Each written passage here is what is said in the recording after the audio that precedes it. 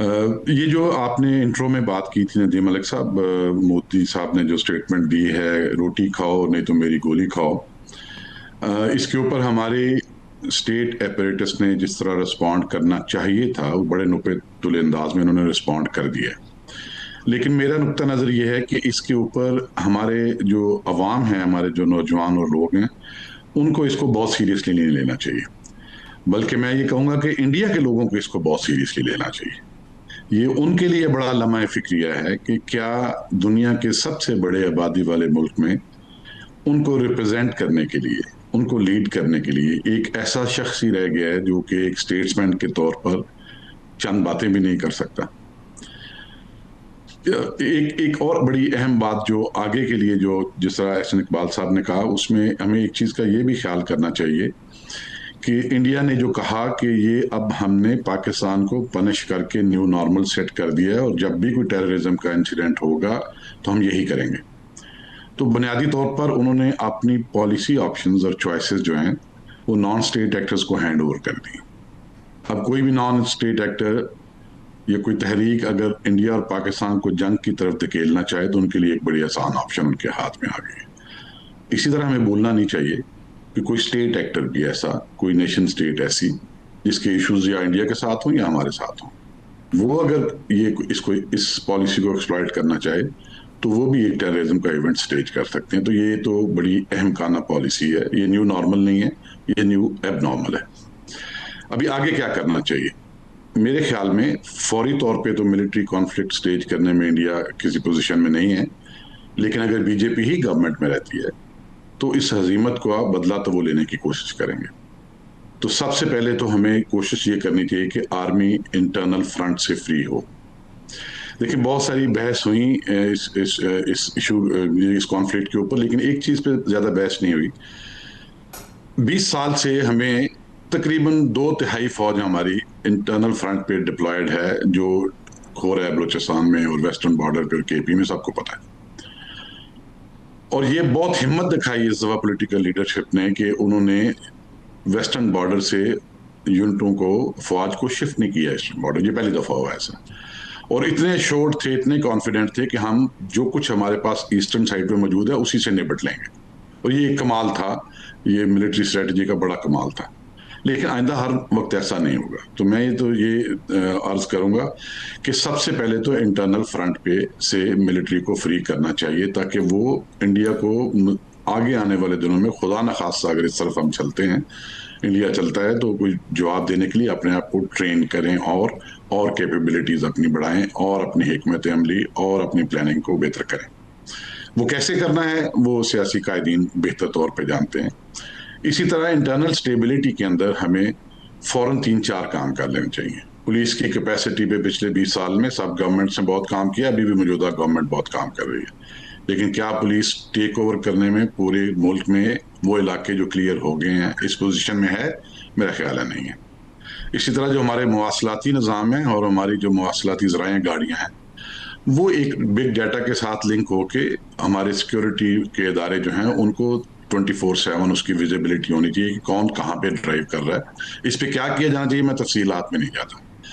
इसी के साथ साथ हमें कोशिश करना चाहिए कि पाकिस्तान को, जो कि मैं कहने की जरूरत करूंगा, हाईली वेपनाइज सोसाइटी बन गई है, तो हमें एक डी वेपनाइजेशन कैंपेन भी करनी चाहिए। और हमें एक्सप्लोसिव्स के ऊपर भी जो इस्तेमाल होते हैं बहुत सारी इंडस्ट्री में, बहुत सारी माइनिंग इंडस्ट्री में, उसके ऊपर और मजीद कंट्रोल बेहतर करना चाहिए। लेकिन इन सबसे अहम बात तो एहसन इकबाल साहब ने कर दी है कि हमें मुआशी तौर पर मुस्तकबिल में और जल्द बहुत मजबूत होना है।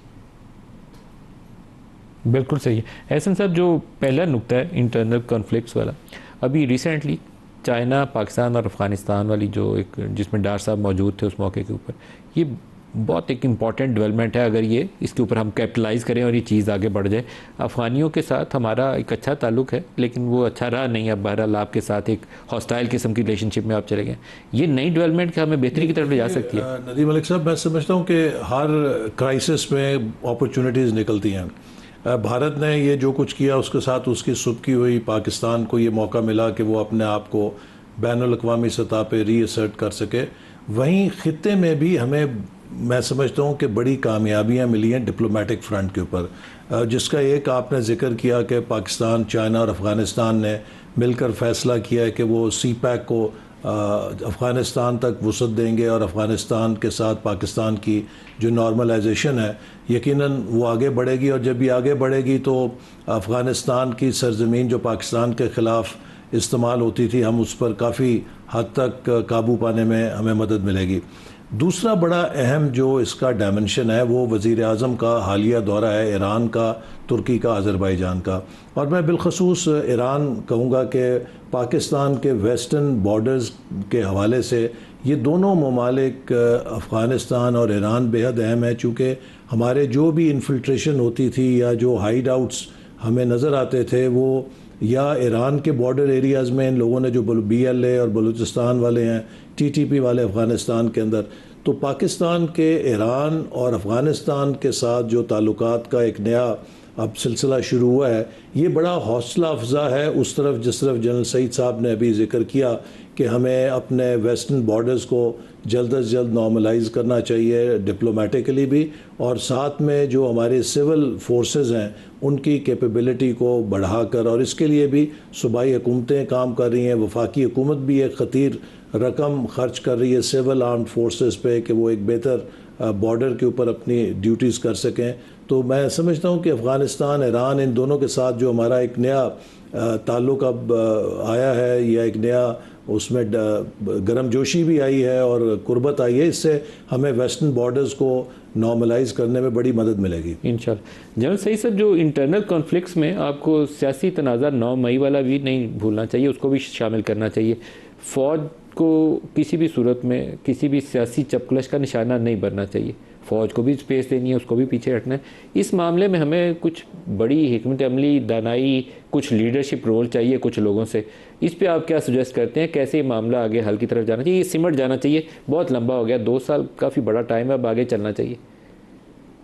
इस पे मेरी मुख्तसर सा जवाब तो ये है कि मैं किसी सियासी इशू पे तो बात नहीं करना चाहता, और सियासी कायदीन इस इशू को किस तरफ मस्बत एक डायरेक्शन दी जा सकती है वो मुझसे बहुत बेहतर जानते हैं।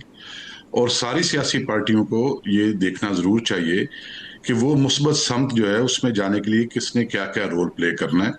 और पाकिस्तान को अगर आगे जाके जो एक नई पहचान मिली है पाकिस्तान को, देखें जैसे ईरान में इससे पहले जो विजिट होते रहे वो पूरे डेलीगेशन के साथ, कभी ऐसे नहीं हुआ कि सुप्रीम लीडर के साथ सबकी मुलाकात कराई जाए। तो आपने देखा कि सुप्रीम लीडर के साथ सबसे मुलाकात थी, जो आपकी एक नई पहचान है, जो आपने एक कारनामा करके अपने आप को असर्ट किया, उसमें लोग आपको इम्पोर्टेंस अभी ज्यादा दे रहे हैं। जैसे एहसन साहब ने भी कहा, जो तो पाकिस्तान की ज्योग्राफियाई हदों के अंदर कोई टेररिस्ट आता है उसको डील करने के लिए तो हमारे पास पोटेंशियल बहुत है, लेकिन दरअसल इनके इनेबलर, इनकी लीडरशिप जो है वो जहां है उसकी वजह से जो देरपा सॉल्यूशन है इसका वो तो आएगा तेहरान से, काबुल से और बीजिंग की फैसिलिटेशन से।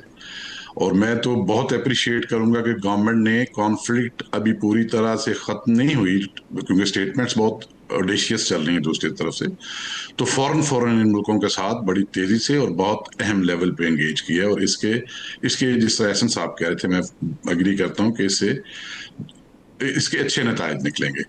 अगर अनेबलर जो है उनको काबिल कंट्रोल करने में हमारी मदद करे और तेहरान भी करे तो अंदर तो हम सबको ख़त्म कर सकते हैं। ये जो ये मैं कहूँगा कि ये कोर्स को, डायरेक्शन को रीसेट करने की एक अपॉर्चुनिटी है, इंटरनली भी और एक्सटर्नली भी।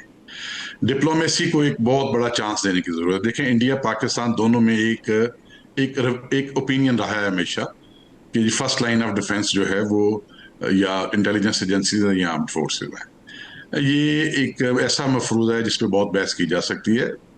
बाकी दुनिया में जो 193 मुल्क हैं मेंबर्स हैं यूनाइटेड नेशंस के, वो तो ये समझते हैं कि diplomacy first line of defence होती है हर मुल्क की, बाकी इनेबलर्स होते हैं, कैपेसिटेट करते हैं डिप्लोमेसी को। तो ये एक ऐसी अपॉर्चुनिटी आ गई है, इसमें डिप्लोमेसी को जितना स्ट्रेंथन किया जा सके करना चाहिए, और इंटरनल कोहेजन और कोएग्जिस्टेंस जो है उसको भी जितना जल्दी बातचीत से आगे बढ़ाया जा सकता है उतना बढ़ाना चाहिए। बिल्कुल सही है। एहसन साहब, आपसे ज़्यादा खुल के जवाब चाहूँगा। उन्होंने तो कहा कि मैं पॉलिटिकल पे कमेंट नहीं करूँगा, लेकिन उन्होंने दोबारा एंड पे एम्फसाइज़ किया इंटरनल कोहेजन, और यकजहती, यूनिटी, इसके साथ आगे चलें और इंटरनल कॉन्फ्लिक्ट समेट लें जितना जल्दी समेट सकते हैं। पहले ये पीटीआई वाला इशू, क्या हम इसको समेट नहीं सकते, हाल की तरफ नहीं ले जा सकते? मैं आपको बताऊं नदीम साहब, हुकूमत ने हमेशा ये कोशिश की है कि मुल्क के अंदर यकजहती की फ़ज़ा हो और कॉन्फ्लिक्ट ना हो। चूँकि देखिए, जिस हुकूमत का इकनॉमिक एजेंडा होता है उसकी ख्वाहिश ये होती है कि मुल्क के अंदर पॉलिटिकल टेम्परेचर को कम से कम रखा जाए ताकि हम इकनॉमिक रिफॉर्म्स पर और इकनॉमिक एजेंडे को बरूए कार ला सकें। बदकिस्मती ये है कि पीटीआई के अंदर इस वक्त क़यादत की यकसुई नहीं है। उसमें डिफरेंट, आई डोंट नो कौन पावर सेंटर्स हैं जो who have the last word. एक उनके मुल्क के अंदर ग्रुप्स हैं, कुछ पार्लियामान के अंदर है, उनकी सोच कुछ और है। उस पार्टी के अंदर इमरान खान, यानी कि वो सारे क्लेम करते हैं कि हम सब उनसे करीब हैं, लेकिन एंड में जब भी हमने पॉलिटिकल कंसेंसस किया है तो उनके जो बानी हैं उन्होंने उसे वीटो किया। मैं आपको एक दोबारा मिसाल देता हूँ। देखिए, अभी जब पूरी कौम की तरफ से एक बड़ा एजाज़ हमारे जो कमांडर इन चीफ़ हैं उनकी फील्ड मार्शल के तौर पे रिकग्निशन से एक बड़ा एजाज़ था उनके लिए, बल्कि मुसल्लह अफवाज के लिए रिकग्निशन की गई। आप देखिए कि जेल से किस किस्म का बयान आया। क्या ये उस स्पिरिट को जाहिर करता है कि जिससे आप मुल्क के अंदर यकजहती कर रहे हों? अच्छा, फिर मैं कोई तल्ख बात नहीं करना चाहता। देखिए, जितनी चीज़ें इस वक्त पाकिस्तान को अंडरमाइन करने की हैं, हम सब ने मार्शल लॉज का मुकाबला किया। मैं उस दौर का हिस्सा रहा हूँ एक्टिवली जिस ज़माने में हमने जनरल मुशर्रफ के मार्शल लॉ का जो सख्ती है झेली है। पीपल्स पार्टी उस दौर में रही है जहाँ जनरल ज़िया-उल-हक के मार्शल लॉ का उसने सख्ती झेली है।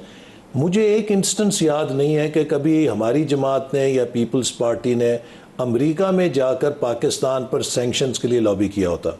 मुझे कोई एक इंस्टेंस याद नहीं है कि हमने कभी अपने दाखिली कज़िये बैनुल अक़वामी फोरम्स के ऊपर जाके किए हों। ख़ुद इमरान खान साहब के दौर में हम सब को झूठे मुकदमों का सामना करना पड़ा। मैं उसी सेल के अंदर, मुझे एक झूठे इल्ज़ाम पे अभी सज़ा भी नहीं थी रखा गया जहाँ पे आजकल वो सर आप लोगों को जो जेलों में डाला गया कोई दुरुस्त काम नहीं किया लेकिन गया। मैं सुन लेना, लेकिन जस्टिफिकेशन तो नहीं देता कि आप अंदर रखें। मैं वो जस्टिफिकेशन नहीं दे रहा। मैं ये कह रहा हूँ कि हमने कभी इन चीज़ों को बैनुल अक़वामी फोरम्स पे नहीं उठाया। आज भी अमेरिका की कांग्रेस में या भारत की लॉबी पाकिस्तान के सैंक्शन के लिए आवाज़ उठा रही है या ये सियासी जमात आज भी लगी हुई है। आज आप सोशल मीडिया उठा के देख लें, या भारत के सोशल मीडिया के सेल हमारी मुसल्लह अफवाज और हमारे कमांडर इन चीफ़ के ख़िलाफ़ कैंपेन करें या ये सियासी जमात करिए। देखिए, इत्तेहाद यकजहती बहुत अच्छी चीज़ है, लेकिन उसके लिए आपको एक तर्ज़ अमल अपनाना पड़ेगा ना। रियासत हम सबसे बड़ी है। अगर कोई जमात या कोई लीडर ये कहे कि मैं रियासत से बड़ा हूँ और रियासत मेरे बाद आती है, मैं समझता हूँ उस पर क्या फिर आप बात कर सकते हैं। अगर हमारा ये इस पे इत्तफाक हो कि हम रियासत को मुकद्दम समझते हैं और पाकिस्तान के आइन और कानून के अंदर रहते हुए हम इस निज़ाम में एक यकजहती की फ़ज़ा कायम करना चाहते हैं, उस पर किसी को कोई इख्तलाफ नहीं, बल्कि एक बड़ा मुस्तहसन कदम है। 26वीं आइनी तरमीम थी, हमने सबको इकट्ठा किया, पार्लियामानी कमेटी में सब बैठे, सर यकजहती के लिए आपको भी और उसको भी दोनों को आगे बढ़ना पड़ेगा जी। आप कहते हैं कानून की हुक्मरानी, तो कानून का तो पाकिस्तान में मजाक उड़ाया जाता है। आपका सेनेट में शेर का निशान ले लिया गया था, इमरान खान से बल्ले का निशान ले लिया, और काजी फायज ईसा से ये ऐसे फैसले की बहुत तकलीफदेह फैसला था, उन्होंने पूरी सियासी जमात को उठा के बाहर फेंक दिया। शेर का निशान लिया गया, उसको आप बैट के निशान के लेने से, बैट का निशान वापस लेना उससे ज्यादा बुरा है, आपके शेर वाले से ज्यादा बुरा है। मैं इस पे कोई कंपैरिजन नहीं कर रहा। सुन ले, पूरी सियासी जमात आपने उठा के इलेक्शन से बाहर कर दी। नदीम साहब, इंसाफ है। 2 साल पहले से इलेक्शन कमीशन तहरीक इंसाफ को कह रहा था कि आपके इंट्रा पार्टी इलेक्शन ड्यू है, आप अपने इंट्रा पार्टी इलेक्शन कराएं, वगरना आपके लिए इंतखाबी निशान छिन जाएगा। 2 साल से मुतअद्दिद बाद उन्हें रिमाइंडर दिया गया। अब अगर आप मुझे ये बताइए कि एक जमात कानून की खिलाफ वर्जी कर रही हो, मुतअद्दिद बार ये याद दहानी कराएगी कि ये अमल आप कर लें, इसका आपको नुकसान हो सकता है। नवाज शरीफ मुंतखब हुए वोटों से, क्या चीज़? नवाज शरीफ वोटों से मुंतखब हुए, पार्टी के सदर जब बनते हैं वोटों से मुंतखब होते हैं। नहीं, क्या मतलब? आप लोग वोट डालते हैं पार्टी के सदर बनने के लिए? हम वोट डालते हैं जब उनकी मुद्दत खत्म होती है, हम उनको मुंतखब करते हैं। कौन वोट डालते हैं सर? कल खड़े होते हैं सर वो? नहीं, ऑटोमेटिकली यही अमल वो उस मुद्दत के अंदर कर लेते हैं ना जो ड्यू था। जब इलेक्शन कमीशन ने उन्हें कहा कि आप एक्सपायरी हो गई, बहस हो जाएगी, बड़ी सिंपल। आप जैसा कानूनदान आदमी अगर एक पार्टी एक कानून को वायलेट करती है, रिमाइंडर के बावजूद उसको नहीं करती, तो उसके बाद उसके ऊपर अगर एक कानूनी सजा होती है तो उसका कसूरवार इलेक्शन कमीशन है या वो खुद है? काजी फायज ईसा साहब कसूरवार नहीं है। मैं इस पे दो राय नहीं, बड़ा वाज़ेह। मैं ब्रेक ले लेंगे, हमारे साथ रहिए।